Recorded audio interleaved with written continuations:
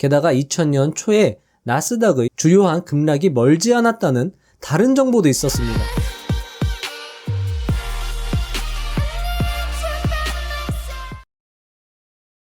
46. 사실 당시는 가장 좋은 시기였던 2000년 초에 기술주 비중을 줄였습니다. 운이 좋았던 것 이외에 다른 무슨 요인이 있었나요? 기술주 보유를 줄이게 된 데는 여러 가지 이유가 있었습니다. 32년간 투자 사업을 해오면서 과거의 투기적 사이클에서 배웠던 교훈들이 분명히 도움이 되었죠. 자, 여기 보세요. 종구두도 사이클에 대해서 지금 강조를 하고 있습니다. 1999년, 2000년 초와 가장 비슷했던 시기는 1972년에서 1974년까지였습니다. 그때와 똑같은 주장들이 많이 나왔습니다. 니프티 피프티는 원래 기관들이 PR이 얼마가 되더라도 문제되지 않는다고 할 정도로 좋게 생각하는 회사들을 지칭하는 말입니다. 선도적인 기관 투자자들에 의하면 그 주식은 다른 모든 주식보다 영원히 실적이 좋을 유일한 주식이었죠. 25년 후 그와 비슷한 소리들이 또 들리더군요. 말씀드렸던 것처럼 대부분의 새로운 분야들은 결국 나중에 터져서 많은 투자자들이 손해를 입고 많은 투자 거품을 만듭니다. 투자 거품 시기에 문제가 되는 것은 상황이 언제 안 좋아질 것인가입니다. 게다가 2000년 초에 나스닥의 주요한 급락이 멀지 않았다는 다른 정보도 있었습니다. 브로커 회사인 샌포드 번스타인이 2000년 3월과 6월 사이에 시장에 쏟아져 나올 락업 주식의 양, 보호 예수 물량을 계산했었습니다. 락업 주식은 IPO 6개월 후 벤처 캐피털리스트들과 내부자들이 처분하는 주식입니다. 이 주식들의 평균 가격을 적용했을 때 가능한 매도 금액은 1000억 달러에서 1500억 달러 사이였습니다. 어쨌든 가격이 너무 올랐다고 여겨지던 인터넷주와 다른 기술주에 대한 공급이 수요를 과도하게 초과하는 것은 피할 수 없을 것처럼 보였습니다. 초과 공급은 매번 투기적 광란을 마감시키는 요인 중 하나였죠. 47. 당신이 추세를 따라가는 것처럼 들리는군요. 시장을 예측하려 하는 것처럼 들리는군요. 이렇게 얘기를 한 건데 조금 완화해서 질문을 했죠. 최고의 결과를 위해선 시장의 추세와 전환점을 예측할 수 있어야 합니다. 기회가 매일 찾아오는 것은 아닙니다. 미래에 앞설 수 있다면, 즉 발전의 추세를 일찍 파악할 수 있다면 상당한 투자 수익을 얻을 수 있습니다. 한편 매우 중요한 이와 같은 증거들도 많이 있습니다. 역사상 최고의 투자자 중 한 명인 워렌 버핏이 2000년 초에 현실을 외면하려 한다고 비웃음을 샀던 적이 있습니다.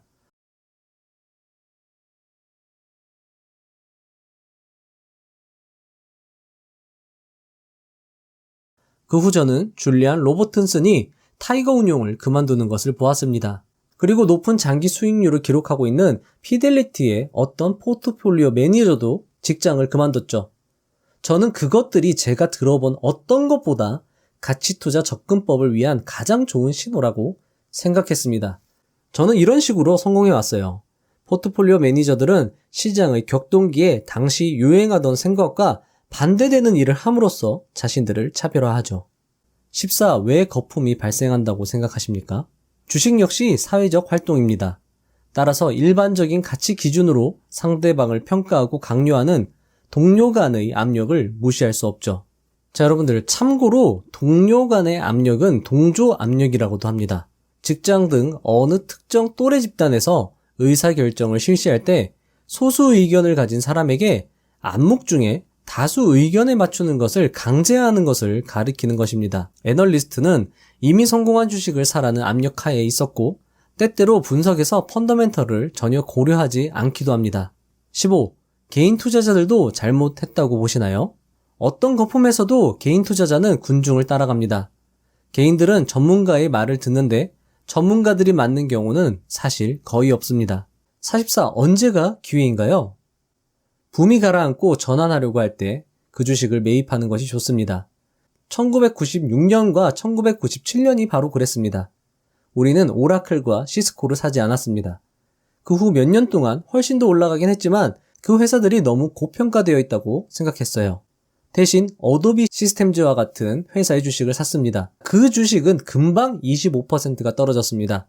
그 주식은 실패한 성장주로 인식되었고 그 회사를 담당한 투자 은행가조차 그 회사의 전망에 대해 언급하고 싶어 하지 않았어요. 재무 상태는 정말 좋았지만, 자, 여러분들 여기 힌트가 많습니다. 주로 애플 플랫폼의 소프트웨어를 공급한다는 것이 문제였습니다. 우리는 그 회사가 윈도우 어플리케이션에 맞는 제품도 생산해서 그 시장을 확장시킬 것이라고 생각했습니다. 자, 여러분들 이 문제가 일시적일 것이라 판단을 한 거죠.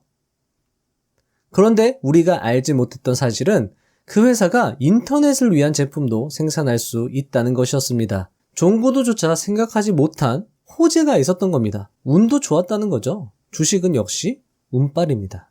이 주식은 1996년과 1997년에 주당 $8였는데 2000년 1분기에 $80까지 올랐습니다. 10배를 먹었어요, 이 사람. 그때 우리는 이익을 거두어 들었습니다. 우리는 아무도 좋아하지 않을 때 그 주식을 샀고 4년 후 모두가 그 회사에 대해 칭찬할 때 그 주식을 처분했습니다.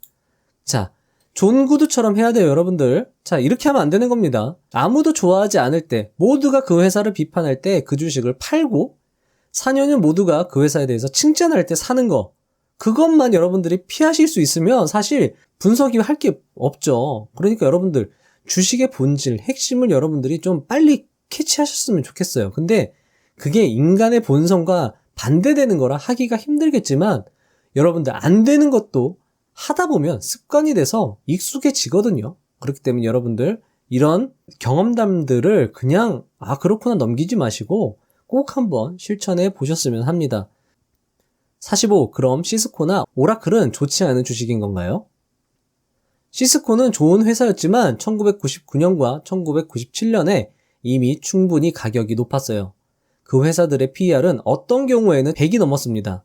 이렇게 높은 PER이 정당화될 수 있는 경우는 이 회사들이 매년 40% 이상 성장하는 경우뿐인데 그것은 거의 불가능한 일입니다. 33. 당신에게 있어 최고의 투자란? 최고의 투자는 단기적인 문제 때문에 과도하게 가격이 떨어져 버린 회사와 잠재력이 시장에 의해 인지되지 못한 회사에 투자하는 것입니다. 투자는 쓸모없는 회사를 사는 것이 아니라 길을 잃었거나 인기가 떨어져 버린 회사들을 사는 것입니다. 거기에는 큰 기회가 있죠.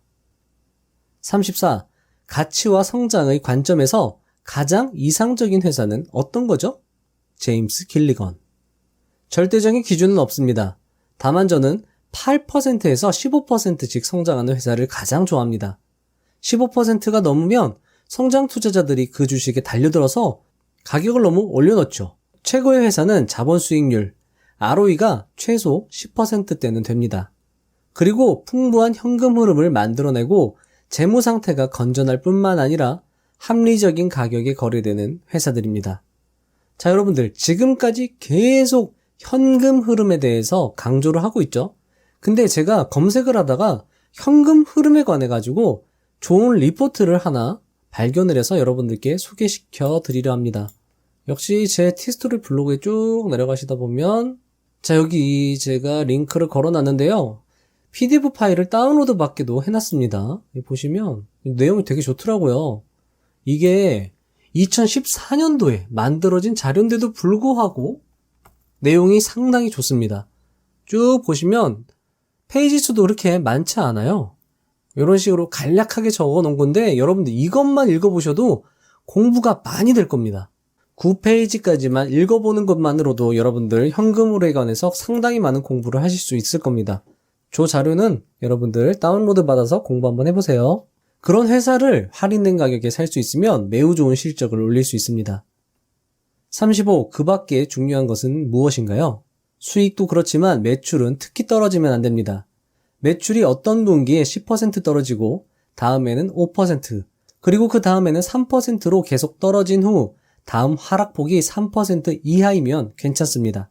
자, 이것도 괜찮은 팁이죠. 그러니까 매출이 떨어진다고 해서 그걸 또 다 나쁘게 보면 안 된다는 겁니다. 매출의 하락폭이 점점 줄어든다면 그건 역시 좋은 신호로 볼 수 있다는 거죠. 우리는 애널리스트들이 그 주식을 어떻게 평가했는지도 살펴봅니다. 좋지 않게 평가되었거나 월스트리트에서 발견되지 않은 주식일수록 좋은 법이죠. 증권사 애널리스트들이 강력하게 매수하라고 추천하면 더 이상 가격이 오를 가능성은 없고 많이 떨어질 수 있기 때문입니다. 자, 여러분들 이거는 여기서 확인하시면 돼요. 네이버 금융에 리포트 리서치라고 있거든요. 네, 보여드릴게요. 자, 네이버 금융으로 와서 여기에 리서치라고 있습니다. 리서치. 그러면 각 그 애널리스트들이 쓴 리포트가 있어요. 거기서 종목 분석 리포트로 가셔가지고요. 내려보시면 여기에 종목명으로 해서 검색할 수 있거든요. 요거를 한번 검색을 해보셔가지고 내가 보유하고 있는 종목을 이 전문가들이 어떻게 보고 있는가 한번 보는 거예요. 제목들만 봐도 상당히 그 어떤 흐름을 볼 수 있거든요. 많은 전문가들이 어떻게 이 주식을 생각을 하는가. 리포트가 없거나 리포트에서 되게 부정적으로 얘기를 하고 있다. 그러면 이제 매수를 고려해봐도 되지 않나? 그런 식으로 신호를 얻을 수 있다는 겁니다. 자, 여기 제가 제임스 길리건의 지금까지 가장 이상적인 회사의 조건을 한번 쭉 써본 거예요. 이것도 여러분들이 참고하시면 좋을 것 같고 이것도 제 티스토리 블로그에 다운로드 받을 수 있도록 해두겠습니다.